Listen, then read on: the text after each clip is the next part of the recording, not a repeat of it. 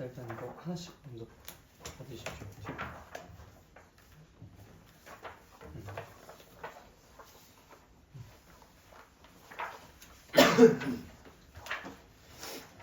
자, 오늘 또 우리가 이제 확률과통계 처음으로 수업을 나갔는데 일단 여러분들이 수하에서 배웠었던 그 순열과 조합에 대해서 다시 한번 좀 간단하게나마 복습을 좀 진행하고, 그 다음에 이제 이 순열에서 조금 더 이제 우리가 깊이 있게 어느 부분까지 어떤 내용까지 공부하는지를 오늘 살펴보려고 해요. 그래서 오늘은 순열, 뭐 그 다음은 이제 조합, 뭐 그 다음은 뭐 이항 정리, 뭐 이런 식으로 좀 과감하게 한 단원씩 툭툭툭 나갈 거고, 그 다음 그게 다 끝나고 난 다음에, 그러니까 하나의 경우의 수 파트가 끝난 다음에 좀 문제를 같이 좀 더 풀어보는 그런 시간을 갖고 어느 정도 준비가 된 상태에서 확률을 들어가셔야 됩니다. 그러니까 확률은 경우의 수가 어느 정도 완벽하게 되어 있어야 들어가시더라도 뭐 계산하고 뭐하고 하는 것들이 의미가 있으니까, 안 그러면 그냥 다 내동 찍게 돼요. 그래서 별로 그렇게 준비가 안 된 채로 들어가는 건 좋지가 않고, 그래서 확률 공부 그렇게 또 한 다음에 이제 어느 정도 또 확률에 대한 복습 진행하고, 그 다음에 이제 통계로 들어갈 겁니다. 근데 이제 난이도로 보면은 사실 이 순열조합 파트가 가장 어렵다라고 하는 게 맞아요. 그러니까 이 순열조합 파트가 가장 어렵고, 그 다음이 확률, 그 다음이 통계입니다. 통계는 처음에 공부를 하셨을 때 어떤 느낌을 받냐면 하나도 못 알아듣겠는데 이런 느낌을 받으실 거야. 그런데 그건 이게 낯설기 때문에 그런 거고, 그 뒤에 이제 어떤 느낌을 또 받으시냐면 뭔지는 모르겠는데 왜 문제는 풀리지? 약간 이런 느낌? 그런 느낌이 드는 부분이 통계입니다.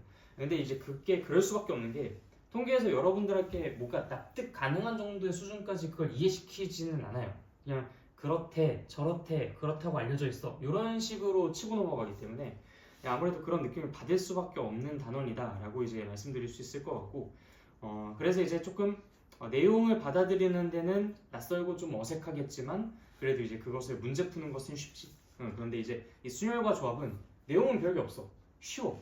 근데 문제는 안 풀려. 혹은 문제를 자신 있게 풀었는데 자꾸 틀려. 그런 느낌이 드는 게 이제 순열. 그러니까 이 확률 부분은 또 이 순열 조합 부분을, 그러니까 경우의 수 부분을 잘 하시면은 그냥 그것분에 그것 해가지고 이제 계산하면 되는 부분이 거의 한 60~70% 정도쯤 되고, 나머지 이제 확률끼리의 계산을 통해서 이제 확률을 또 계산하는 그런 방법이 또 있다는 것을 우리가 중학교 2학년 당시에 배웠죠. 다 까먹으셨을 수도 있겠지만 어쨌든 그래서 이제 경우의 수분의 경우의 수로 확률을 구하는 방법과 확률끼리의 연산을 통해서 확률을 구하는 방법이 있는데, 어쨌든 경우의 수를 잘하게 되면은 앞부분은 그냥 먹고 들어가는 것이다. 뒷부분도 역시 이제 확률끼리 연산하는 것이 그리 어렵지 않기 때문에 뭐 특히 문제가 되는 부분은 없다고 볼 수 있죠. 그래서 이 확률과 통계의 핵심은 이 앞부분에는 경우의 수를 얼마나 잘 공부하는지에 따라 달려 있습니다.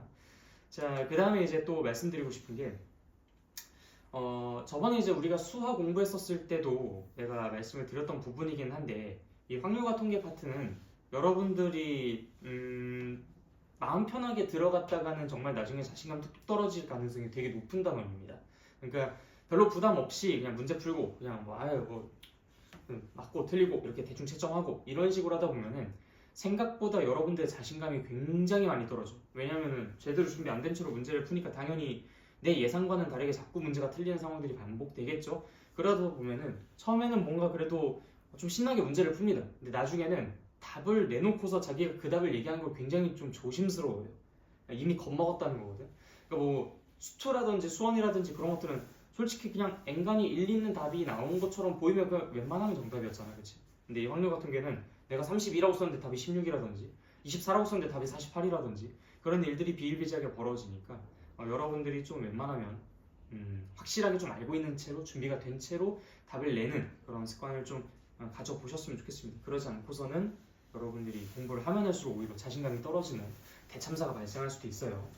자, 일단 잔소리는 여기까지 하고, 자, 우리 그 앞에 보시면은 이제 바이블 기준으로 이제 앞에 보시면은 합의 법칙과 고배 법칙이라고 하면서 이제 이야기가 나옵니다. 지금 당장 여러분이 책이 없어도 돼요. 어차피 한서를 내가 다 설명을 해드리긴 할 테니까. 그래서 이제 합의 법칙과 고배 법칙을 가지고 먼저 이제 여러분들이 그때 당시에 경우의 수를 공부했었던 상황을 이제 다시 리마인드 시키죠. 합의 법칙과 고배 법칙, 그때 당시에 내가 뭐라고 설명했었지? 일단 우리가 그 집에서 문방구를 거쳐서 학교까지 가는 그 경로를 바탕으로 이야기를 하곤 했었어. 그래서 집, 문방구, 학교가 있을 때 집에서 문방구까지 가는 경우가 두 가지고, 그 다음에 문방구에서 학교까지 가는 경우가 두 가지고, 그다음에 집에서 학교까지 다이렉트로 가는 경우가 두 가지입니다. 자, 그럼 집에서 문방구를 거쳐서 학교까지 가는 경우랑 집에서 학교까지 다이렉트로 가는 경우 이렇게 두 가지로 좀 나눠볼 수가 있겠죠? 우리가 어쨌든 어떤 방향으로 가든 학교까지는 갈 수 있잖아. 자, 그래서 우리가 집에서 문방구를 거쳐 학교까지 가는 경우는 몇 가지라고 이야기할 수 있습니까?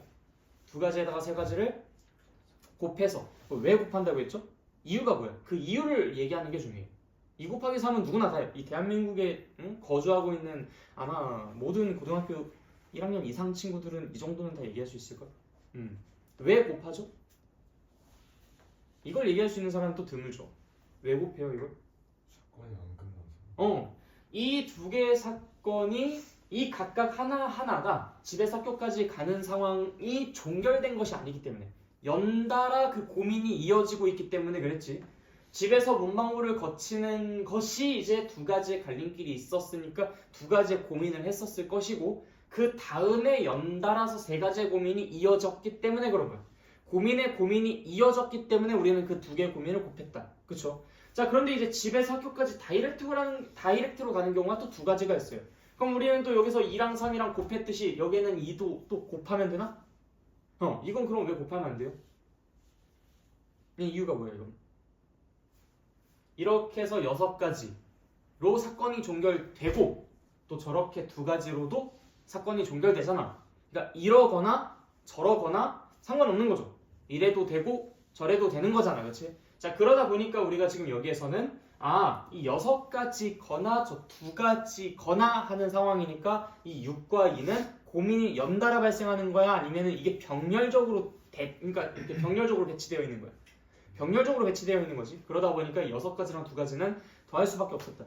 우리가 이제 교과서에 나오는 그 단어는 동시에라는 단어야. 동시에. 그러니까 동시에 일어나냐, 동시에 일어나지 않냐, 막 자꾸 이런 얘기들을 하는데 이 동시라는 것이 사실 정확한 뉘앙스로는 과정의 동시성이에요. 과정. 그러니까 이게 하나의 과정 속에 있느냐라고 했을 때 우리가 동시에라고 한다면은 곱하고 동시에가 아니면 더하고 이것이긴 한데 여러분들이 자꾸 이 얘기를 어떻게 받아들이냐면 시간적 동시성이라고 받아들이는 거예요. 이 시간의 동시성이 아니야. 이 집에서 문방구를 가는 것과 문방구에서 학교까지 가는 게 어떻게 동시에 발생해? 말이 안 되는 거지. 그러니까 지금 이 쉬운 상황에서는 여러분들이 이들을 곱하겠다라고 생각을 하는데 이게 만약에 굉장히 어려운 상황이었다면 단순히 동시에라는 말에만 꽂혀 있다면 이 두 개 더할 가능성 매우 크다. 동시가 아니니까. 이해됐어요? 그러니까 자꾸 이렇게 동시라는 생각만 하시면 곤란하다라는 얘기를 그때 당시 굉장히 많이 강조를 드렸었죠. 그래서 합의 법칙과 고배 법칙을 우리가 이렇게 나눠볼 수가 있었다. 그래서 앞에 있는 내용들은 그냥 간단한 내용들이니까 바로 패스하고 넘어가도록 하겠습니다. 자, 그리고 이제 우리가 이제 여러 가지 순열들을 공부를 하곤 했는데 이 순열의 가장 기본적인 그 표현부터 먼저 좀 짚고 넘어갈게요. 자, 우리가 서로 다른 n개 중에서 r개를 뽑아 일렬로 나열하는 경우의 수를 뭐라고 했었지? 자, 한번 써볼까? 서로 다른 n개 중에서 r개를 뽑아 일렬로 나열하는 경우의 수를 구하고 싶어요. 서로 다른 n개 중에서 r개를 뽑아 일렬로 나열하는 경우의 수를 구하고 싶다. 자, 우리가 이거를 표현하는 걸 뭐라고 했었어요? n, p, r이라고 이야기했었지. 서로 다른 n개 중에서 r개를 뽑아 일렬로 나열한다. 이런 식으로 이제 해석하라라고 이야기를 했었어. 그래서 내가 만약에 숫자 카드 뭐 1부터 5까지가 있는데 이 중에 3개를 뽑아서 3자리 자연수를 만든다. 그러면은 5개 중에서 3개를 뽑아서 일렬로 나열하는 경우잖아. 그런 경우에는 우리가 5p3이라고 쓸 수 있다라고 이야기를 했었지. 자, 그리고 이제 하나 우리가 다음 시간에 또 이야기할 부분이긴 하지만 서로 다른 n개 중에서 r개를 뽑아라는 것까지는 뭐라고 표현했었어? 이건 NCR이라고 표현을 했었죠. 자, 그래서 이제 NPR과 NCR은 어떤 차이가 있냐면 그들을 일렬로 나열하는지 아닌지에 따라 이제 얘네들이 차이가 생긴다라고 이야기할 수 있었다. 그래서 몇 개를 일렬로 나열하는 거죠. 서로 다른 n개 중에서 r개를 뽑아서 몇 개를 일렬로 나열하는 거야? r개. 그래서 r개를 일렬로 나열하는 것이었기 때문에 결국 이것과 이것의 차이는 r택이 곱해져 있냐 그렇지 않냐의 차이라고 볼 수가 있겠습니다. 그래서 우리가 이걸 가지고 뭐라고 그때 당시에 정리했었냐면 NPR이라는 것은 결국 NCR에다가 연달아서 그 r택을 곱하여 우리가 n개 중에서 r개를 없고 그들을 일렬로 나열하는 경우가 결국 NPR이다라고 이야기를 했었습니다. 그렇죠? 다 배웠던 내용이니까 기억나시죠? 네. 자, 그리고 이제 우리가 이 NPR이라는 것을 표현하는 방법을 두 가지를 배웠었는데 하나는 그냥 진짜 말 그대로 일렬로 쫙 이렇게 곱해가지고 나열하는 그런 방법이 있었죠. 뭐 예를 들어서 이 친구는 n 곱하기 n-1 곱하기 점점점 해가지고 어디까지 곱하는 것이다 라고 이제 그때 이야기를 했었는데 자, 이것도 다시 한번 기억을 되살려 봅시다. n부터 1까지 곱하면 이게 모두 몇 개야? n개지, 그치? 근데 우리는 NPR이라는 것은 결국 n부터 몇 개까지 곱하고 싶은 거야. r개까지 곱하고 싶은 거지. n부터 r개를 곱하고 싶은 거야. 자, n부터 r개를 곱한 게 그게 어디까지 곱하는지 내가 아직 모른다고 합시다. 어쨌든 이건 r개야. 자, 그럼 당연히 여기서 여기까지는 몇 개가 되겠어? 형, 이건 n-r개야. 자, 그럼 당연히 1부터 n-r개까지라면 몇 가지 써야 되는 거야? n-r까지 써야 되는 거지. 그럼 당연히 여긴 뭐겠어? 그 다음 n-r 플러스 1이었던 거겠지. 그래서 우리가 지금 여기에서 어디까지 곱한다? n-r 플러스 1까지 곱한다 라고 이야기를 해줄 수가 있었고, 자, 또 다른 버전으로는 팩토리얼 가지고 표현하는 버전이 있었죠. 자, 몇 n팩에서 몇을 n-r팩을 나눠준다 라는 걸 이용해서도 표현할 수 있었다. 그래서 우리가 이제 이 표현법을 가지고 이야기를 하려고 하다 보니까 자연스럽게 여기서 np0랑 그 다음에 0팩토리얼이 각각 얼마라는 것으로 약속을 할 수밖에 없었어요. 1이라는 것으로 약속을 할 수밖에 없었지, 그치? 다 내용 기억나십니까? 이 정도는 여러분 다 기억나야 돼요. 자, 그러면서 이제 여기에서 뭐 이런저런 여러 가지 이제 경우의 순열들을 계산을 했었어. 뭐 그게 이제 바이블에서도 이제 다시 한번 반복되어서 나오는데, 뭐 이웃하는 경우의 순열이라든지, 그 다음에 이제 저기 뭐 이웃하지 않는 경우의 순열도 있겠죠. 뭐 그런 것들을 우리가 그때 당시에 다뤄봤다라고 하면서 이제 반복적으로 이제 상기를 시켜주고 있습니다. 어때요? 다 기억나세요? 다 기억나? 응, 오케이. 여기까지 혹시 질문 모르는 거 있으세요? 없습니까? 네, 저거 조금 그 영상 녹화하는 게 불안해가지고 잠깐만 확인하고 올게요.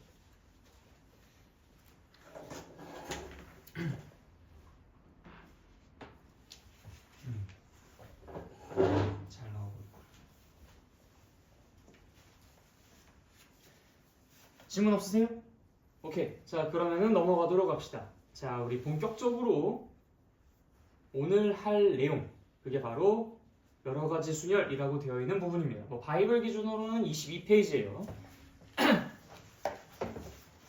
자, 첫 번째 나오는 이야기는 중복 순열입니다. 중복 순열. 내가 그거 빌려줄게.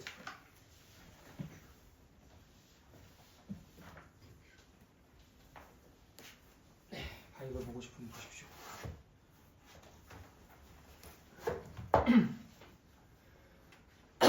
자, 일단 첫 번째가 중복순열이야. 중복순열. 이 중복순열이라는 것이 무슨 개념이냐? 우리가 아까 전에 서로 다른 n개 중에서 r개를 뽑아서 일렬로 나열하는 것, 이거를 순열이라고 했었잖아. 그걸 NPR이라고 이야기했었단 말이야. 근데 중복순열이라는 것은 중복해서 뽑아도 괜찮다 이거예요. 중복해서 뽑아도 괜찮다.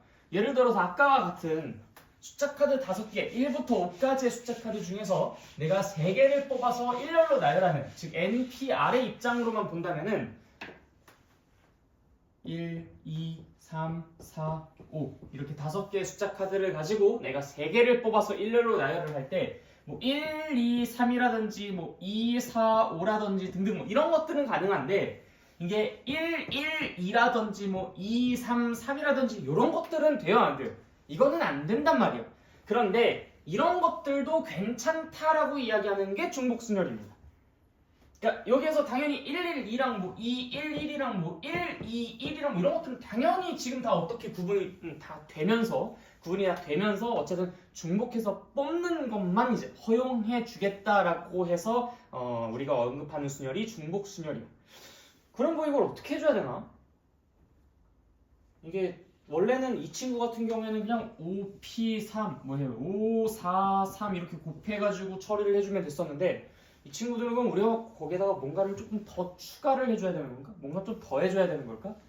그렇게 해서도 당연히 문제를 풀 수 있겠죠? 당연히 여기에다가 이게 더 추가되는 거니까 추가되는 게 도대체 몇 놈이 있느냐? 이런 것들을 따져가지고 계산을 해줘도 괜찮기는 할 거야. 근데 어느 세월에 그걸 다 해. 그래서 한 큐에 해결하는 방법이 없을까라는 것들을 고민을 하게 됩니다. 그래서 이제 한 큐에 해결하는 방법을 고민을 잘 한번 해봤는데 결국엔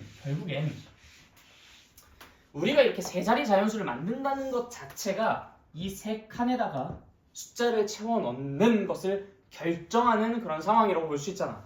그럼 이 자리에다 어떤 숫자를 집어넣을까? 이 자리에 어떤 숫자를 넣을까? 이 자리에 어떤 숫자를 넣을까? 우리가 처음에 애당초 수녀를 고민했었을 때 했었던 그 고민을 여기에 그대로 반영시키면 되지 않겠어요? 그쵸? 자, 처음에 몇 개의 숫자가 들어갈 수 있을까요? 고민 몇 가지? 5가지. 두 번째 자리 몇 가지? 몇 가지? 5가지. 그래. 세 번째 자리 몇 가지? 5가지. 왜? 중복해서 뽑아도 괜찮았으니까. 그러니까 우리가 처음에 5 곱하기 4 곱하기 3이라고 했었던 이유는 5, 5개 중에 뭔가 하나를 뽑겠죠? 그 다음에 4라고 했던 이유는 여기에 들어갔던 애는 여기는 다시 뽑을 수가 없었기 때문에 그런 거야. 그래서 4, 그 다음 3 이런 식으로 얘기를 했었지. 근데 지금은 전혀 그런 조건이 없잖아. 그래서 5 곱하기 5 곱하기 5라고 이야기를 할 수 있다. 그래서 우리가 중복 허용해서 3개를 뽑아서 일렬로 나열하는 경우는 5 곱하기 5 곱하기 5, 즉 다시 말해서 5의 세제곱이라고 이야기를 해줄 수가 있어요. 자, 이거를 우리가 좀 기호로 표현할 때 뭐라고 표현하냐면 그 여러분들 그 파이라고 하는 거 알아요? 파이 그 우리 원주를 나타냈었던 그게 소문자 파이입니다. 소문자 파이.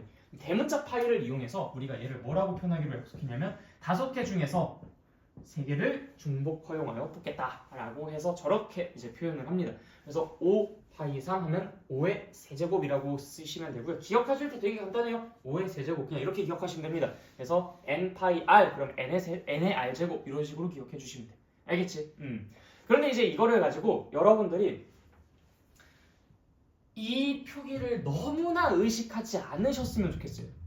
이게 무슨 말이냐면 보통 이제 우리가 문제를 풀 때 어떤 문제 상황을 이런 식으로 해석해서 그걸 이렇게 변환하는 것보단 어떤 문제 상황이 나오면 그냥 바로 이렇게 들어가는 것이 훨씬 더 나은 선택입니다.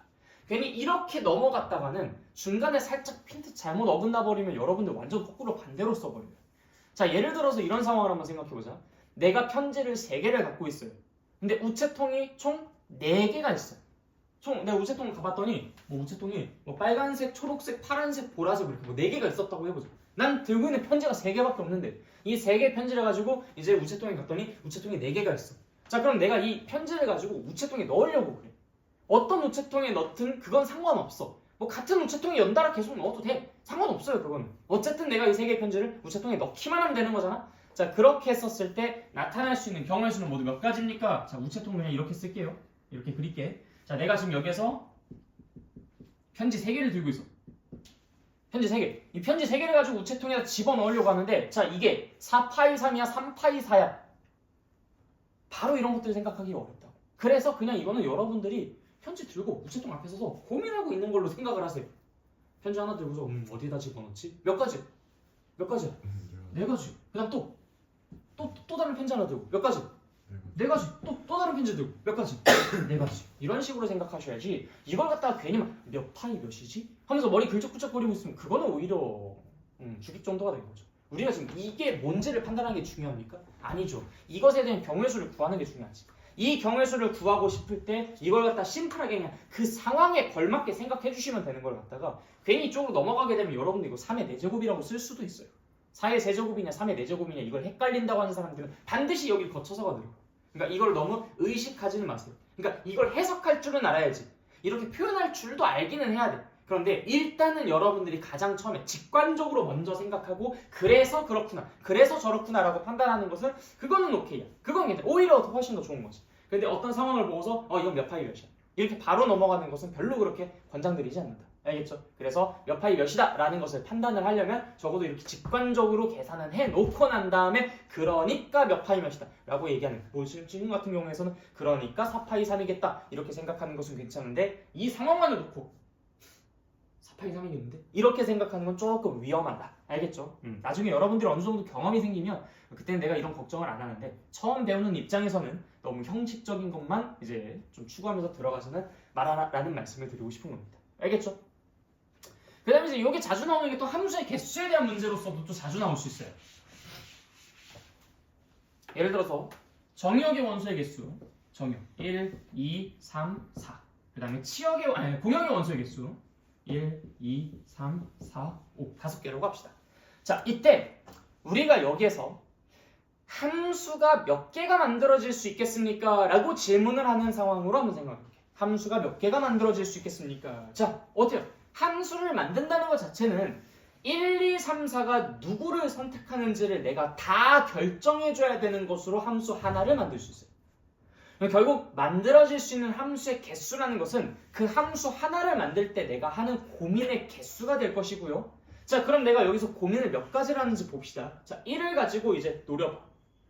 몇 가지의 선택이 가능한가? 5가지의 선택이 가능하죠. 자, 1을 가지고 노려봐. 몇 가지 선택이 가능해요? 몇 가지? 5가지. 3도 노려봐. 몇 가지 선택이 가능해요? 5가지. 4를 노려봐. 몇 가지 선택이 가능해요? 5가지. 그래.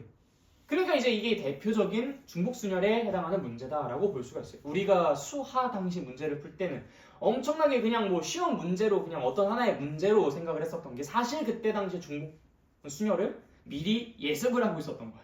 그렇죠? 네. 그래서 우리가 이걸 뭐 1대1 함수다 이런 식으로 그러니까 좀 조건을 설정을 한다면 1은 5가지, 뭐 2는 4가지, 3은 뭐 3가지, 4는 2가지 이런 식으로 할 수 있겠지만 단순히 함수를 만드는 것은 얘가 누굴 선택하든 얘가 뭐 뭘 선택하는데 아무런 지장이 없잖아. 그러니까 5 곱하기 5 곱하기 5 곱하기 5라고 했었던 그때 그 상황이 바로 이제 중복순열을 얘기하는 상황이었었다. 그래서 이게 5의 4제곱이었기 때문에 5 파이 4 이렇게 딱 하면 안 돼. 대문자니까 5 파이 4구나 라고 쓸 수가 있겠다. 알겠죠? 이 순서가 뒤집히는 건 원치 않습니다. 자, 이런 식으로 이제 우리가 중복순열을 공부를 해봤어. 되게 단순한 개념이지? 얘는 별로 그렇게 어렵지가 않아. 자, 넘어가겠습니다. 그래서 이제 다음 페이지 보시면은 이제 n 파이 r이라는 것이 결국엔 어떤 계산이다 라는 것을 얘가 이제 설명을 해놓고 있고요. 그 다음에 이제 이그젠플이 이제 아까 전에 방금 말씀드렸던 이제 함수의 개수 구하는 문제, 23페이지 이그젠플, 함수의 개수를 구하는 게 이제 중복순열의 대표적인 예시다라고 하는 거. 그냥 또 다른 이그젠플로 이 친구도 이제 우체통이랑 편지 얘기를 하고 있죠. 네, 이런 것들도 이제 대표적인 중복순열 문제다라고 이야기를 해줄 수 있습니다. 그 다음 페이지에서도 역시 또 다른 이그젠플이 나오는데 이것도 역시 여러분들 똑같이 해주실 수 있겠습니다. 그래서 약점이어 잡기 여기에서 이제 n의 이제 r제곱이냐 r의 n제곱이냐 이런 것들이 이제 헷갈린다라고 이야기하는데 정상적인 사고 과정을 거치고 있는 상태에서는 별로 얘네가 헷갈리진 않을 거예요.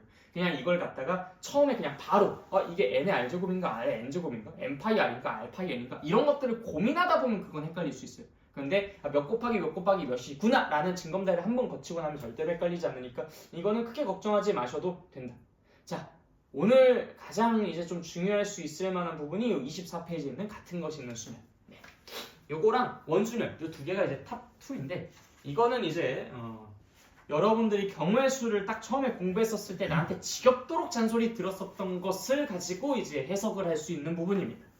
자, 경우의 수라는 것의 정의가 뭐예요? 내가 어떤 시행을 했을 때 나타날 수 있는 어떤 결과들이 있을 거 아니야? 그 결과들 중에서 구분이 가능한 결과들의 개수가 그게 경우의 수였어요. 예를 들어서 내가 주사위를 던져. 두 개의 주사위가 빨간색 주사위랑 파란색 주사위야. 자, 두 개의 주사위를 딱 던졌을 때 빨간색에서 1, 파란색에서 2가 나오는 상황이랑 빨간색에서 2, 파란색에서 1이 나오는 상황이랑 이거 결과가 같아요? 달라요? 구분이 돼야 안 돼? 자, 빨간색에서 1, 파란색에서 2가 나온 상황과 빨간색에서 2, 파란색에서 1이 나온 상황이 여러분들 눈에는 구분이 돼요? 안 돼요? 돼요. 그러니까 얘네들은 구분 가능한 거야. 우리가 따로 세줘야 되는 그런 경우의 수인 거지. 그럼 만약에 흰색 주사위 두 개가 있었어. 이 두 개의 주사위는 그냥 완전 똑같이 생긴 거야. 자, 근데 여기서 1과 2가 나온 것과 저 반대편에서 2가 나오고 여기서 1이 나오는 것이 구분이 돼요? 안 돼요? 구분이 안 되지. 그러니까 우리는 이거를 카운팅해주지 않았어. 서로 다르게 카운팅해주지 않았던 거야. 이해됐지? 이게 경우의 수의 기본이야. 우리가 구분이 되면 구분을 해주는 거고 구분이 안 되면 구분을 안 해주는 거야. 이해됐어요? 자, 그러면 하나의 예시를 들어볼게요.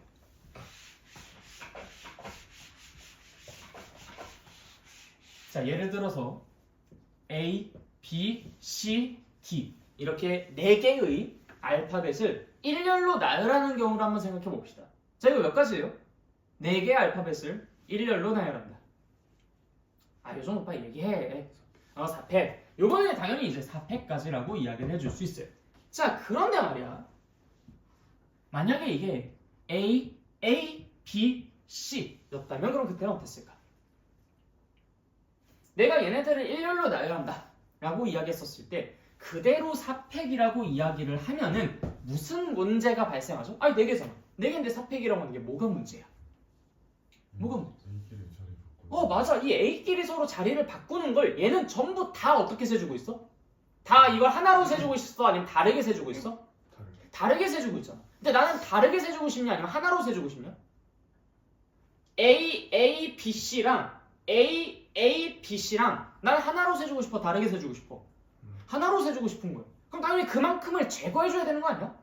내가 지금 하나로 세주고 싶은 걸 이 4팩이라는 것은 자꾸 2번씩 세주고 있는데 난 당연히 그러면은 그만큼 이걸 조율을 해줘야 되겠지. 그치? 그래서 이 4팩에다가 어떤 조치를 취해주면은 내가 진짜 원하는 것이 나올까? 자, 봐봐. A, B, C. 이거는 얘네 두 개가 자리를 바꿔서 A, B, C. 이렇게 나올 수도 있어. 아니면 또 다른 케이스.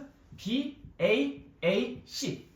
이게 B가 앞으로 나오고 얘가 두 번째, 얘가 세 번째가 될 수도 있고 얘가 두 번째, 얘가 세 번째가 될 수도 있는 거야.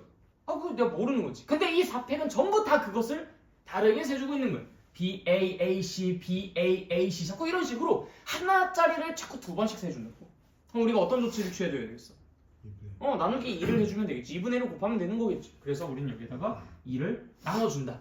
근데 여기서 이걸 2라고만 생각하면 조금 확장성이 떨어지니까 이걸 조금 더 딥하게 해석을 해볼게요. 왜 2였을까? 왜 2예요? A가 서로 자리 바꾸는 그 개수가 2가지였기 때문에 2가지라고 한 거야. 근데 A가 서로 자리 바꾸는 경우를 우리가 조금 더 수학적으로 표현을 해보자. 이걸 어떻게 표현할 수 있어? 몇 가지? 2팩까지. 그래서 우리가 2팩을 나눠준다 라고 생각해 주시면 되겠습니다. 자, 그러면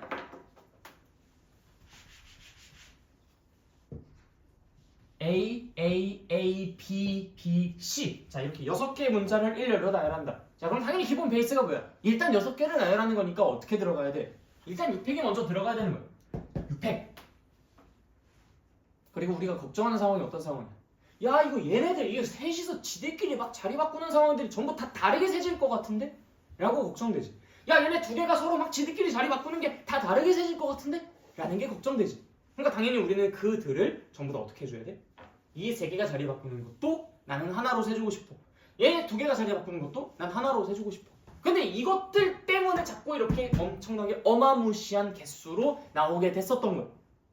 자, 그럼 A끼리 서로 자리 바꾸는 경우의 개수 몇 가지야? 3팩까지만큼 중복구로 세주는 것도 모자라서 이 B끼리 자리 바꾸는 경우 몇 가지? 2팩까지만큼 더 중복적으로 이게 카운팅이 되고 있으니까 우리는 얘를 몇으로 나눠요? 3팩, 2팩 그 둘을 곱한 것으로 나눠줄 수밖에 없다라는 거야. 나는 지금 여기서 A, B, C 라는 것으로 쓰고 싶은 걸, 자, 이걸 A1, A2, A3, B1, B2 이렇게 세팅을 해본다면 A1, A2, A3, B1, B2, C 이것도 있지만 A1, A3, A2, B1, B2, C 이것도 있을 수 있고 A1, A2, A1, A3, B1, B2, C 이것도 있을 수 있고 A2, A3, A1, B1, B2, C 이런 것도 있을 수 있고 해서 얘네 세 개가 막 자리 바꾸는 그 3팩까지만큼 중복이 발생해. 그런데 아직 안 끝났지롱 하면서 이제 B1, B2가 자리 바꾸는 그 6가지 또 나오게 되는 거야, 중복이. 그러니까 이게 B1, B2 이 순서로 여기서 6가지만큼의 중복이 발생하는데 그 3팩까지 이 B1, B2가 자리를 바꾸면서 또 6가지의 경우가 중복적으로 발생하니까 보합 12가지가 중복적으로 발생한다는 걸 우리가 이 하나의 사례로서 확인해 볼 수가 있는 거지. 그러다 보니까 3팩 곱하기 2팩 즉 12가지로 얘를 나눠주게 됐었던 거야. 어때요? 같은 것이 있는 수열만 생각보다 그렇게 어렵진 않지? 이 같은 것이 있는 수열은 결국 기본적으로 경우의 수의 정의를 따라가기 위해서 어쩔 수 없이 취하는 조치에 불과했다라는 겁니다. 그래서 이게 전부 다 다른 것이었다면 우리는 그냥 몇 팩이라고 하고 넘어가 주면 되는 건데 이게 같은 것이 있다 보니까 그만큼 중복이 발생하니 우리는 어쩔 수 없이 그 중복 제거를 위해 얼마로 나눠줄 수밖에 없다라는 이야기를 할 수밖에 없다는 거지. 이해됐죠? 자, 그럼 예시를 한번 보도록 하겠습니다. 자, 뭐 다음 페이지에 있겠죠? 자, 26페이지에 있네요. 26페이지. 자, 1, 2, 2, 3, 4, 4, 4, 4 라는 것을 이용해서 10자리 숫자를 만드는 방법의 수를 구하고 싶대요. 자, 어쨌든 얘네들을 전부 다 사용해야 되는 거죠. 1, 1, 2, 2, 3, 4, 4, 4, 4. 이게 맞아요? 10개가? 1, 1, 2, 2, 2, 3. 맞네요. 10개. 나 왜 순간 9개로 갔지? 자, 어쨌든. 자, 그렇게 해서 이제 10자리 숫자를 만들 거야. 자, 그럼 어떻게 만들어요? 일단은 10개를 나열하는 거잖아. 그치? 일단 10개를 나열하는 거니까 어떻게? 10회. 자, 그 다음에 어찌합니까? 1, 2개 이렇게 서로 자리 바꾸는 것은 이게 중복이 발생할 것 같아 라고 하니까 당연히 이걸 몇으로 나눠요? 2팩으로 나눠주고 그 다음에 이제 2도 걱정되죠. 이 3개가 막 지들끼리 자리 바꾸는 경우도 걱정돼. 그만큼 중복이 발생할 텐데 자, 어떻게? 3패. 그 다음 3은 뭐 하나밖에 없으니까 괜찮죠? 그 다음에 이제 4로 넘어갑니다. 자, 4는 몇 개야? 4개가 있죠? 그렇기 때문에 4패 만큼 중복이 발생할 거야 라고 해서 이걸로 나눠주면 끝납니다. 별로 어렵지 않죠? 네, 좋아요. 자, 밑에 있는 거 어차피 똑같으니까 그냥 패스하도록 하겠습니다. 자, 그런데 여러분들 여기서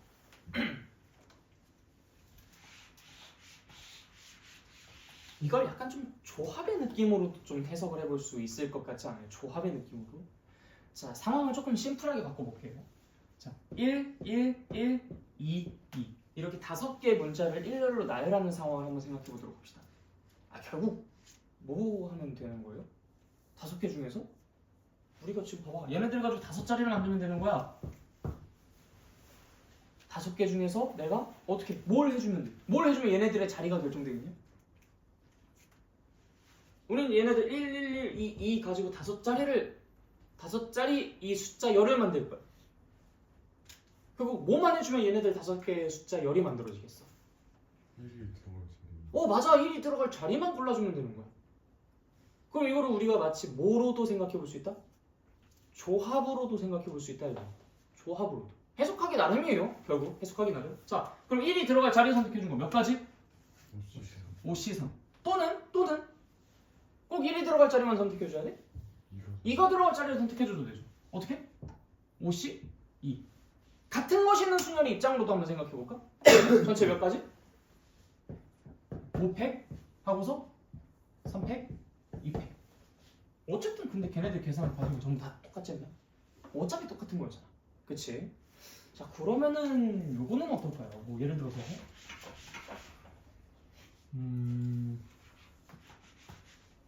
1이 2개, 뭐 2가 1개, 3이 1개, 뭐 4가 1개, 그래. 뭐 이렇게 조금 단순하게 한번 먼저 보자.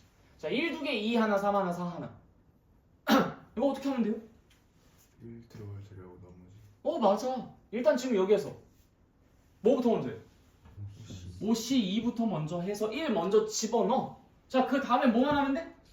맞아. 얘네들 들어갈 자리만 내가 이제 알아서 배치만 시켜주면 돼. 3자리가 남았을 것이고 3개의 숫자가 남았으니까 당연히 여기 뒤에다가 3팩만 곱해주면 되니까. 이거 갖다가 우리가 뭐라고도 쓸 수 있다? 5팩을 2팩으로 나눈 것으로도 쓸 수 있다. 근데 이걸 갖다가 5팩을 5 곱하기 4 하고서 3팩이라고도 쓸 수 있잖아? 얘가 결국 5C2였던 거잖아. 그래서 이거랑 결국 같은 것이라고도 볼 수 있는 거야. 그러니까 우리가 이게 되게 대단한 거라는 게 아닌 거예요. 사실 생각해보면. 우리가 이미 조합을 공부했을 당시에도 다 할 수 있었어. 만약에 여러분들이 수화를 공부할 당시에 요 이그젠플 갖다 들이밀었으면 여러분들 못했겠냐? 당연히 했지. 그러니까 같은 것이 있는 순열이라고 해서 여러분들이 굉장히 뭔가 새롭고 엄청나게 막 특이하고 막 이런 걸 배운 게 절대 아니다. 우리는 이미 대응할 능력이 있었다. 그래서 결론부터 말씀드리자면 사실 여러분들이 이 순열과 조합할 때 중복 순열과 중복 조합 뭐 이런 것들도 공부하고 하는 그 과정 속에서 사실 여러분들이 뭔가 새롭게 공부한다라는 느낌을 받는 것은 딱 한 가지. 중복 조합밖에 없을 겁니다. 나머지는 이미 우리가 알고 있는 것들로 우리가 갖고 있는 무기들로 전부 다 대응이 가능해요. 방금 전에 우리 했잖아. 중복 순열도 다 대응했고 같은 것이 있는 순열도 대응했지. 이따가 원순열도 또 똑같을 거야. 조합에서 이제 우리가 중복 조합 하나 공부하고 그 다음에 뭐 분할과 뭐 이런 것들에 대해서 다시 한번 반복을 하게 될 텐데 그때 가서도 이제 느끼시게 될 겁니다. 중복 조합 하나만 내가 배운 것 같지 나머지는 그냥 다 똑같네. 요런 느낌. 자, 조금만 더 상황을 더 바꿔볼까요? 1, 1, 2, 2, 2, 3, 4, 5. 자, 요 상황은 어떨까요?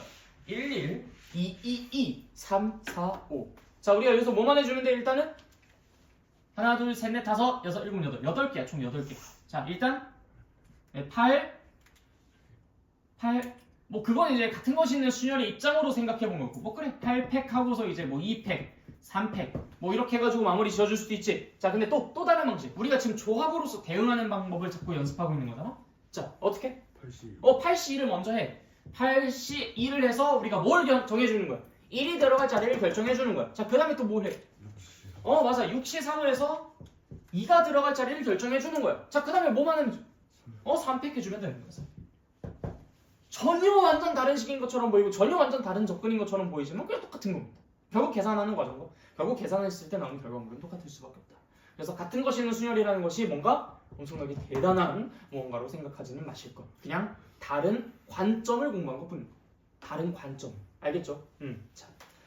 그 다음에 이제 밑에 보시면은 이 같은 것이 있는 순열로서 풀 수 있는 가장 대표적인 케이스가 나와 있습니다. 그게 바로 뭐냐면은 이렇게 최단거리 찾기 문제인데, 자, 요 바이블 참고해 보시고 이 그림을 가지고 우리가 같이 한번 이야기해 보도록 합시다. 자, 일단 여기가 여긴 두 줄. 오케이. 자, 여기서부터 여기까지 가려고 합니다. 최단거리로 가고 싶어요. 최단거리로. 자, 최단거리로 간다는 것 자체는 우리한테 지금 어떤 방향키만 줬다는 겁니까? 오른쪽 방향키랑 윗방향키 딱 두 개만 줬다는 거예요. 왼쪽으로 못 가고 아래로 못 간다는 거죠. 우린 여기서부터 출발해서 여기까지 갈 거니까요. 이해됐습니까? 자, 그래서 여러분들이 그냥 키보드에서 방향키를 누른다 생각하면 돼. 내가 결국에는 오른쪽으로 가는 방향키를 4번 누를 것이고, 그걸 이제 이렇게 이제 표현을 하죠. 그다음 위로 올라가는 방향키를 3번 누르면 되죠.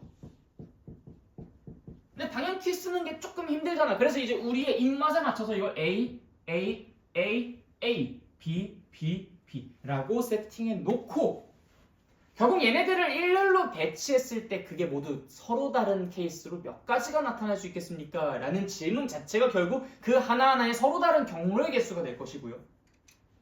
그럼 당연히 그 하나하나의 서로 다른 경로의 개수가 우리가 원하는 정답이니까 결국엔 이 A, A, A, B, B, B라는 것을 일렬로 배치하는 경우의 수를 구하라라는 문제랑 완전히 똑같은 문제가 되어버리는 거지. 그래서 같은 것이 있는 순열의 대표적인 케이스로 우리가 지금 이렇게 최단거리로 이동하는 문제를 볼 수가 있다. 자, 그럼 당연히 몇 가지 하고 문제 나온 김에 한번 풀어보자. 자, 7팩을 4팩, 3팩으로 나눠주면 되는 상황이겠고요. 근데 이 상황을 우리가 또 어떻게도 볼 수 있다고? 조합의 관점으로도 볼 수 있어요. 자, 어떻게? 70, 4 혹은 70, 3 이렇게도 볼 수 있다라는 얘기입니다. 그래서 최단거리의 문제를 푸는 방법을 여러분들이 벌써 4가지나 알고 있어요. 자, 첫 번째, 가장 원시적인 방법. 여기다가 1, 1, 1, 1, 1 여기는 몇 가지? 2가지. 자, 이유가 뭐야? 1과 1을 더해서 아니에요. 이거 이렇게 생각하면 안 돼요. 여기를 거쳐서 오는 방법이 최단거리가 한 가지. 여기를 거쳐서 오는 방법이 최단거리가 한 가지. 그래서 최단거리는 2가지인 거야. 그래서 이제 이렇게 한 줄 먼저 채우고 그 다음 한 줄 채우고 그 다음 한 줄 채우고 그 다음 한 줄 채우고 이런 식으로 하면 되죠. 이 방법은 일반적인 상황에선 잘 안 써요. 왜냐? 우리가 이런 더 좋은 방법이 있으니까. 근데 어떤 상황에서 쓰지? 자꾸 중간에서 공사한다든지 이렇게 뭐 흙탕물이 있다든지 뭐 이런 상태라면 그럼 그때는 어쩔 수 없이 이 방법을 써야 되겠죠. 그래서 이제 그런 상황들에 한정해서만 우리가 이런 점에다가 이제 숫자 써가지고 계산해 주시면 되는 거고, 자, 나머지 상황에서는 어떤 거? 첫 번째, 같은 것이 있는 순위. 두 번째, 이렇게 조합을 이용해가지고 총 4개의 식이 만들어질 수가 있어요. 4개의 풀이법이 만들어질 수 있어요. 알겠죠? 네. 오케이. 그래서 같은 것이 있는 순열의 가장 대표적인 예시도 같이 살펴봤습니다. 어려운 거 없죠? 네. 자, 그 다음에 원순열 보겠습니다. 원순열.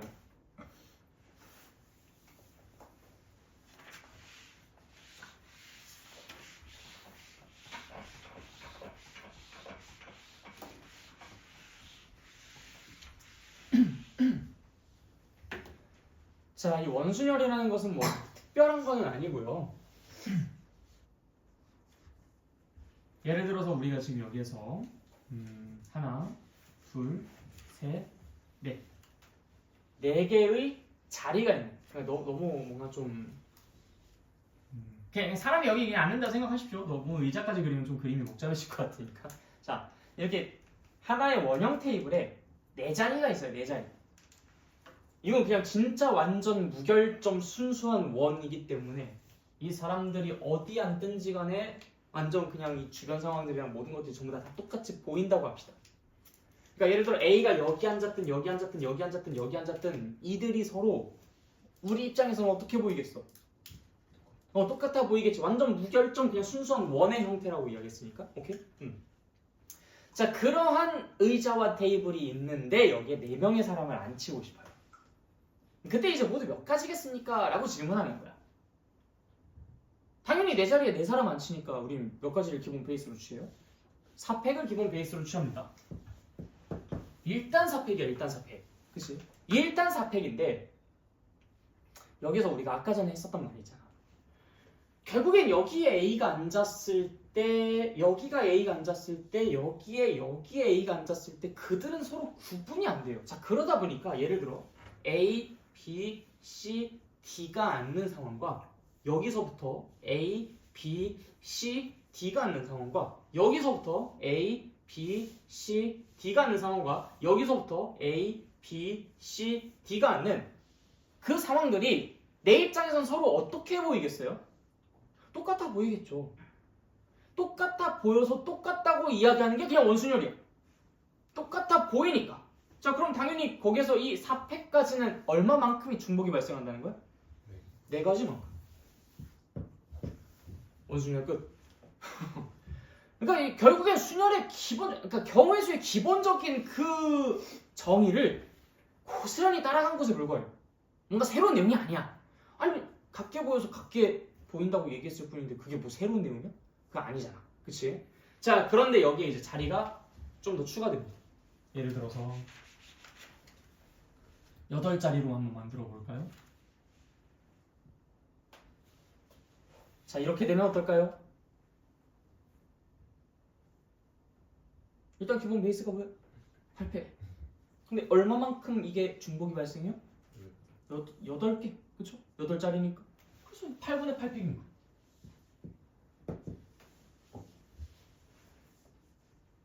이게 만약에 6자리였으면 6분의 6팩이었겠죠. 5자리였으면 5분의 5팩이었겠죠. 7자리였으면 10분의 7팩이었겠죠. 아, 그러면은 결국에는 이게 n자리라면은 n분의 n팩일까? 순수한 무결점 원형 테이블이라면은 그리고 그들의 배치 간격이 전부 다 동일하다는 가정하에서는 당연히 그렇게 보일 수밖에 없죠. 그런데 이제 이게 이게 그냥 일반적으로 그냥 원형 테이블 이런 식으로만 얘기가 나온다면 그럼 그것이 원순열의 입장으로 풀어야 되는지 아니면 그렇지 않은지 어떻게 구분합니까? 그래서 모의고사나 수능에서는 반드시 적시합니다.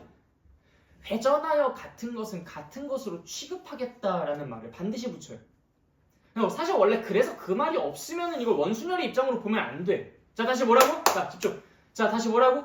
회전하여 겹쳐지는 것은 같은 것으로 같은 것으로 취급한다라는 말이 없으면 그거는 그냥 원래 일반적인 상황으로 봐야 되는 거야. 만약에 여기에서 내가 아까 전에 그런 어떤 사전 전제 조건 깔지 않고 그냥 테이블이야? 8자리야? 사람도 안 칠 거야? 그럼 그냥 8팩이라고 하는 게 차라리 오히려 더 맞아요. 그쵸? 그런데 이제 여기서 단 회전하여 겹쳐지는 것은 같은 것으로 취급한다. 원형 테이블이다. 뭐 이런 식으로까지 이야기가 나왔으면은 그럼 그때는 이제 8가지 경우가 모두 다 같은 것으로 취급되어야 된다라는 분명한 조건이 나와 있는 거니까 그들은 그렇게 나눠줘야 되는 거겠죠. 그래서 이제 가끔씩 이제 여러분들이 문제집을 보시면은 이게 원순열로 봐야 돼 아니면 그렇지 말아야 돼 조건이 왜 나오다가 말았지 왜 안 나왔지 이런 식으로 생각하는 경우가 종종 있어요. 근데 학교 시험이나 아니면 모의고사 수능 같은 데서는 절대로 그런 헷갈림을 유발시키지 않으니까 그냥 그때는 시부렁시부렁 하면서 푸시면 됩니다. 알겠죠? 보통은 그런 것들을 좀 빼놓고 쓰는 경우가 더러 있어요. 자, 그 다음에 좀 모양을 바꿔볼게. 원순열이지만 원이 아닙니다. 자, 원순열이지만 원이 아닌 직사각형 모양의 테이블 한번 놓아보세요.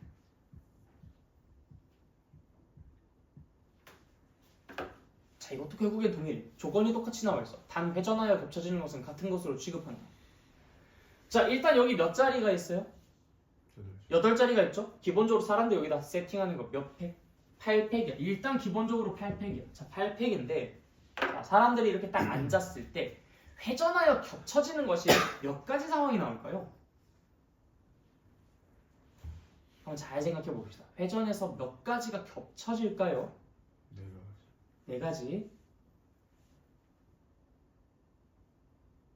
여러분들이 말을 할 수 있어야 돼요. 여기서 이렇게 앉는 것과 저렇게 앉는 것과 저렇게 앉는 것과 이런 것들이 서로 다 같다. 이런 식으로. 만약 4가지라고 하고 싶으면은 1, 2, 3, 4, 5, 6, 7, 8 앉는 것과 또 어떻게 해서 1, 2, 3, 4, 5, 6, 7, 8이 앉는 것들이 이제 다 같을 것이다. 이런 얘기들을 할 수 있어야 됩니다.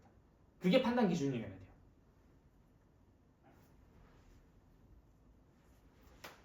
무엇일까요? 한번 잘 생각해 보십시오.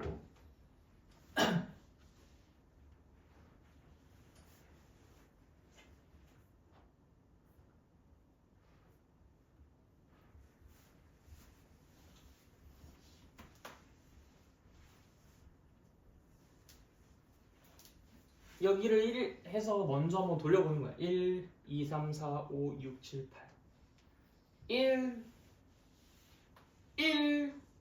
그러니까 아까 처음에 썼던 것과 겹쳐지는 게 어디서 언제 발생하는지를 보면 되는 거야. 1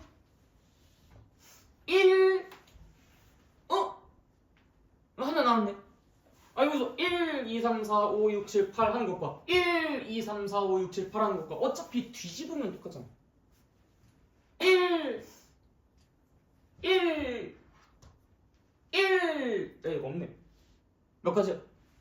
두 가지. 두 가지가 겹쳐져. 방금 전에 1, 2, 3, 4, 5, 6, 7, 8 했던 거랑 1, 2, 3, 4, 5, 6, 7, 8 했던 거랑 딱 그렇게 두 가지만 겹쳐지잖아. 그럼 몇으로 나눠야 돼? 몇으로 나눠야 돼? 2로 나눠야 되는 거야. 근데 이걸 갖다가 네 방향이 있으니까 네 면이 있으니까 뭐 4로 나눈다든지 그런 식으로 이제 이야기하는 경우도 덜어 있고요. 그 다음에 이제 이거 살짝 헷갈려가지고 8자리인데 두 번 겹쳐지니까 4로 나눈 순간적으로 또 이렇게 생각할 수 있고 여러 가지 이유로 이 4라고 대답을 하는 경우가 덜어 있습니다. 근데 오직 판단 기준은 어떤 것이냐 하나 딱 정해놔. 1, 2, 3, 4, 5, 6, 7, 8 해놓고서 그거랑 똑같이 생긴 거를 그냥 발견해 주시면 돼요. 두 개밖에 없어? 2로 나누는 거 어쩔 수 없지 뭐. 내 눈으로 두 개밖에 안 나타났으면 당연히 2로 나눌 수밖에 없죠. 3개가 나타났어? 그럼 3으로 나누는 거야. 5개가 나타났어? 5로 나누는 거지.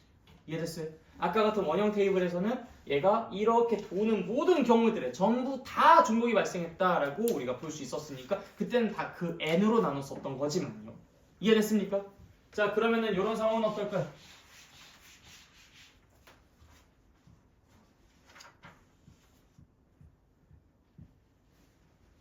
전체 총 몇 자리?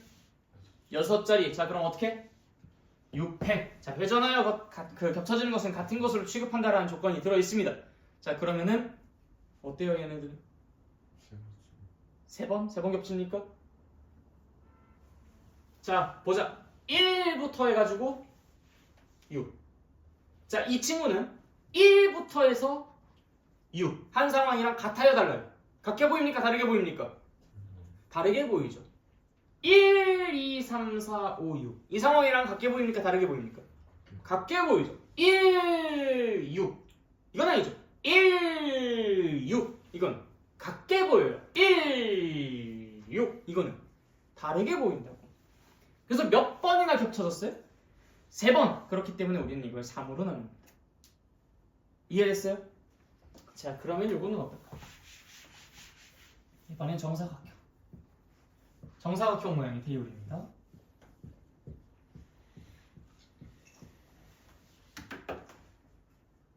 자 일단 지금 전체 총 몇 자리야? 9자리입니다. 여기 둘, 셋이에요. 자 일단 9자리 9팩이 들어가죠. 자 몇 번 겹쳐집니까? 안 겹쳐져요? 왜 안 겹쳐져요? 4개나 지금 똑같은 변이 있는데 여기도 지금 이 변, 이 변, 이 변, 이 변이 전부 다 길이가 똑같은 정사각형이라고 했잖아. 자리가 다르니까. 자 여러분들 여기에 1 해놓고서 이렇게 쫙 돌리는 것과 1 해놓고 돌리는 것과 1 해놓고 돌리는 것과 1 해놓고 돌리는 것과 뭔가 겹쳐지는 게 단 하나라도 있습니까? 자 그래서 지금 내가 여기서 중요하게 말씀드리고 싶은 게 뭐냐면 이 그림에 따라서 중복이 되고 뭐 이게 결정되는 게 아니에요. 이건 정삼각형이든 정사각형이든 직사각형이든 뭐가 됐든 뭐 그게 우선이 아니야. 결국엔 최종 결정은 어디서 해야 되는 거냐면 얘네들이 1, 2, 3, 4, 5, 6, 7, 8, 9 1, 2, 3, 4, 5, 6, 7, 8, 9 이렇게 돌렸을 때 몇 가지 케이스에서 이게 회전했을 때 겹쳐지는 게 발생하느냐라는 것을 살펴보시면 돼요. 근데 만약에 이제 문제가 조금 어려워져서 이게 무슨 뭐 테이블과 의자의 개념이 아니라 그냥 여기에다가 뭔가 이 큰 판이 하나가 있는데 여기 위에다가 이렇게 숫자를 하나씩 이렇게 붙여 넣는 그런 게임이라고 한번 생각해 봅시다. 게임. 자 그러면은 뭐 얘를 집게라고 할까? 집게? 숫자 집게를 이 판에다 딱 이렇게 찍는 그런 어떤 상황이라고 생각해 볼게요. 그러면은 이게 뭐 요즘의 문제선 사실 그런 문제들은 잘 안 나오긴 하는데 회전하거나 돌리거나 뒤집었을 때 겹쳐지는 것은 같은 것을 취급한다라는 조건이 붙어 있어요. 돌리거나 뒤집었을 때 겹쳐지는 것은 같은 것을 취급한다. 그때는 어때요? 얘네 이 판을 뒤집었을 때는 또 같은 것이 나올 수 있죠. 그런 상황에서는 또 중복을 제거하는 일이 또 발생할 수도 있어요. 회전만 생각하는 게 아니라 뒤집었을 때도 이제 그런 어떤 이야기를 하게끔 우리에게 시킨다는 말이죠. 테이블은 뒤집을 수 없잖아. 뭐 여기 테이블 있고 사람이 앉혀있는데 상 뒤집어버리면 어떡해? 그건 안 되지. 그건 불가능해. 그러니까 그건 현실적으로 상식적으로 불가능하니까 이제 그런 것들에 대해서는 우리가 언급을 안 하지만 예전에는 어려운 문제를 낼 때는 그런 식으로 많이 했어요. 근데 내가 지금 이 얘기를 왜 하냐? 혹시나 여러분들 학교에서 그런 어떤 시도들을 선생님들께서 하실까? 수능이나 모의고사에서는 안 나올 거라고 난 확신합니다. 안 나올 거라고 확신하는데 학교 현장에서는 또 어떨지 모르잖아. 그렇기 때문에 그런 상황도 있을 수는 있다. 만약에 그걸 언급을 하신다면 그때 당시 나랑 같이 다시 다뤄보도록 하겠습니다. 자, 어쨌든 요거는 그냥 구팩하고 끝이에요. 더 이상 중복 발생하는 게 없죠. 그래서 이거는 두 가지로 좀 나눠서 생각해 볼 수 있어. 우리가 아까 전에 원형 테이블 이야기했었던 것과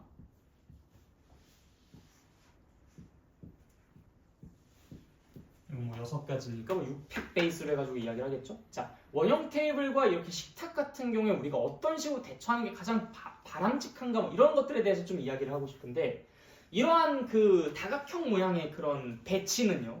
여러분들이 어떻게 생각하시면 되냐면 일단 얘네들 배치를 시켜요. 8팩. 그리고 이 구성 있죠? 이 구성을 가지고 그냥 사람들 배치시키지 않은 채로 돌려봅니다. 한 바퀴를 돌리는 동안 얘네가 얼마만큼 겹쳐지는지 그것만 카운팅해 주시면 결국 그것들이 사람들을 배치시켰을 때 얼마나 겹쳐지는지랑 똑같아져요. 그러니까 사람들을 배치시켜놓고 생각을 하게 되면 이게 아무래도 좀 연산해야 할 것들인가 머릿속으로 처리해야 될 정보들이 너무 많다 보니까 더 헷갈려. 그러니까 사람들 앉히기 전에 오직 순수한 이 모양만 가지고 그러니까 360도 돌려. 360도 돌려봤을 때 몇 번 겹쳐집니까? 4번 겹쳐지지. 그래서 사로 낳는다. 이렇게 생각해 주시는 게 이런 다각형 문제에서는 가장 베스트예요. 그래서 요거는 나누기 4 해주시면 되는 거고요. 자, 이런 문제들은요. 돌려서 이런 식으로 접근을 하는 것보다는요. 이게 사실 지금은 뭐 그냥 6으로 나눠주면 끝나는 거 아닌가? 뭘 그걸 복잡하게 생각해라고 하실 수도 있겠지만 나중에 여러분들이 이 원형 테이블에 막 누구랑 누구는 서로 마주보고 앉아야 되고 누구는 또 옆에 이웃해서 앉아야 되고 누구는 또 이렇게 막 그 하나 건너서 앉아야 되고 뭐 이런 식으로 별의별 조건들을 다 갖다 붙인다고. 그럼 그때는 이걸 회전시켜가지고 막 뭐 나누기 너무 헷갈려요. 그럼 너무 헷갈리니까 여러분들께 당부드리는 것은 이와 같은 상황에서는요. 여러분들이 한 명을 조금 잔인하지만 핀셋으로 고정시켜 보십시오. 이렇게. 회전 자체를 시켜버리지 마세요. 그냥. 너 자리는 무조건 저기. 봐봐, 여러분들이 1의 입장이라고 생각하면 그 1번 사람의 입장이라고 생각한다면 너네들은 여기 앉든 여기 앉든 여기 앉든 여기 앉든 여기 앉든 여기 앉든 어차피 상관없잖아. 그러니까 1번 사람이든 뭐 5번 사람이든 3번 사람이든 몇 번 사람이든 상관없이 그냥 일단 그 자리에 사람 한 명 고정시키는 거야. 고정시켜 놓고 그 다음에 나머지 자리에 사람들 배치시키는 거죠. 그래서 지금 여기 나머지 몇 자리? 5자리. 그럼 여기 사람 몇? 5팩 끝. 이런 식으로 해결하시는 게 가장 베스트입니다. 이걸 갖다가 6분의 6팩 이렇게 하다 보면은 이 쉬운 문제는 대응이 가능한데 나중에 어렵고 복잡한 문제에서는 조금 대응이 어려워질 수 있어요. 근데 여기서 또 이렇게 생각하는 사람이 있어요. 선생님 이게 근데 결국에는 1번 사람 입장에서는 이 선택할 수 있는 자리가 6가지니까 6 곱하기 5팩 해야 되지 않나요? 6 곱하기 5팩을 하는 순간 뭘 해야 돼요? 나중에 또 6으로 나눠줘야 되잖아요. 그럼 바보 같은 짓을 왜 합니까? 또 이런 사람도 있어요. 선생님 이게 1번부터 6번까지 사람 있잖아요. 근데 1번부터 6번까지 중에서 누구를 내가 여기다 앉힐지를 결정해줘야 되는 거 아니에요? 물론 좋은 생각이야. 근데 그렇게 생각한다는 것 자체가 나중에 또 그만큼 중복 발생이 되니 그걸 제거해줘야 돼. 예를 들어 여기에 1번을 앉힐까 2번을 앉힐까 3번을 앉힐까 4번을 앉힐까 5번을 앉힐까 6번을 앉힐까를 고민하는 것 자체가 결국 회전시켰을 때 겹쳐지는 상황을 만들어낼 거라는 것이지 않겠어요? 그렇죠? 그러니까 그게 아니라 그냥 아무나 한 명 잡고 아무 자리에 고정시켜놓고 그 다음부터 생각하겠다. 아무나 잡고 아무 자리에 고정시켜놓고 그 다음부터 생각. 무슨 말인지 알겠죠? 그걸 꼭 잊지 마십시오. 그래서 이 원형 테이블에서는 아무나 잡고 아무나 한 자리에 고정시켜놓고 그 다음부터 여러분들이 원하는 대로 생각하시면 돼요. 그게 가장 심플한 거야. 이해됐어요?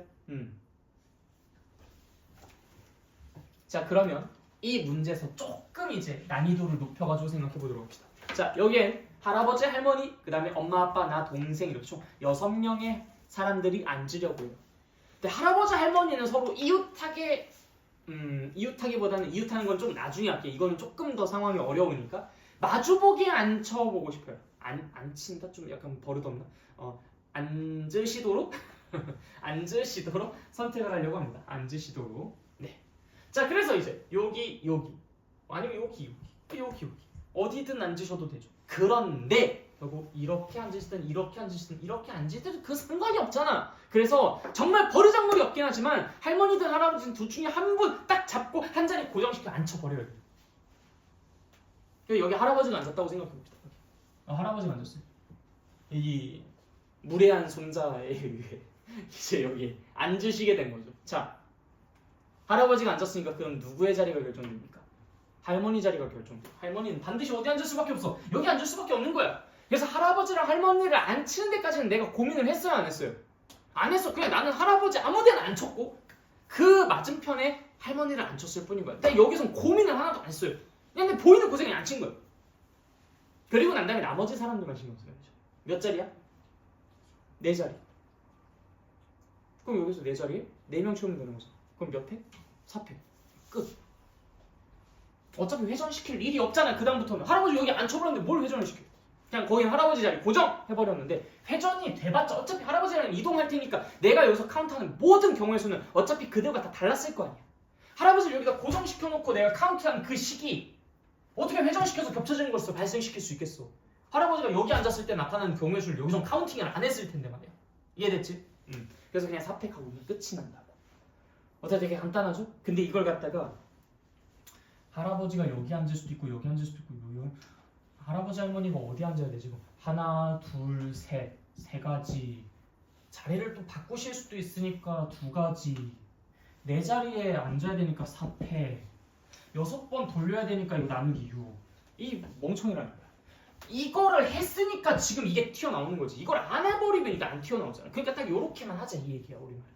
무슨 말인지 알겠어요? 응. 그래서 중복을 애초에 발생시키지 않는, 즉 회전시켰을 때 같은 것이 반복되지 않게끔 자리 배치를 해버린다면 그럼 그 다음부터는 우리가 이 문제를 원순열 문제가 아니게 만들어버릴 수 있는 거야.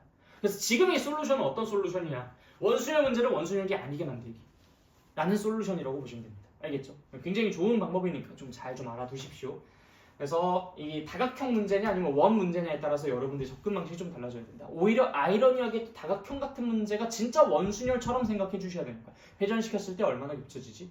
원순열, 그러니까 원형 테이블 같은 데서는 원순열처럼 생각하지 않게 하는 게 가장 베스트다라는 거 다시 한번 강조드렸습니다. 자, 그렇게 해서 이제 쭉 설명이 이어지는데, 자 여기 그 개념 확장하기 부분 보시면은 그게 내가 아까 전에 말씀드렸던 그런 그 부분이라고 좀 볼 수 있어요. 막 돌리고 회전시키고 막 뒤집고 막 어쩌저쩌고 하는 그런 상황들에 대해서도 이제 이야기가 나올 수도 있다라는 거 그건 좀 참고만 해주세요. 이거는 여러분들이 너무 지금 당시에는 그렇게 저기 하지 않으셔도 됩니다. 그래서 저기 개념 코코까지 나왔다는 건 뭐 사실상 이 단원이 이제는 끝났다라는 얘기인 거죠. 자, 그래서 지금 책을 쭉 여러분들이 다시 읽어보면서 생각을 정리해보세요. 그러면서 개념 코코까지, 이그젠플도 당연히 다시 풀어봐야 돼요. 이그젠플도 풀고 개념 코코까지만 풀어주시면 일단 오늘은 여러분들의 미션이 어느 정도는 종료가 됩니다. 그래서 남은 시간 동안은 이제 여러분들 앞에 내가 드렸던 52문제 중에서 52문제짜리 프린트, 그 프린트에서 한 페이지에 한 문제씩만 풀고 거기서 질문할 거 있으면 해결을 하고 가실 거예요. 알겠죠? 그래서 지금 이제 약속을 하자. 왼쪽 상단에 있는 문제들을 풉시다. 한 페이지에 모두 왼쪽 상단에 있는 문제들. 그래서 한 페이지 하나의 유형씩 내가 박아놨어요. 그래서 왼쪽 상단 뭐 1번, 5번, 뭐 9번 이런 식이 되겠지? 그래서 일단 책부터 먼저 읽고 이그젠플 개념 콕콕 풀고 그 다음에 이제 학습지 1번, 5번 이런 식으로 왼쪽 상단에 있는 각 페이지 왼쪽 상단에 있는 문제를 풀고 이렇게 하시면 우리 일단 순열은 깔끔하게 완성. 오케이? 네, 일단 여기까지 강의는 하도록 할게요. 근데 이거 책 2개 다 읽어. 어? 저는 패스하면 안 될까요? 뭐를? 이거 읽는 거. 이그젠플 했어? 저 수만큼 읽는 분은 수만큼 나오지만 그렇고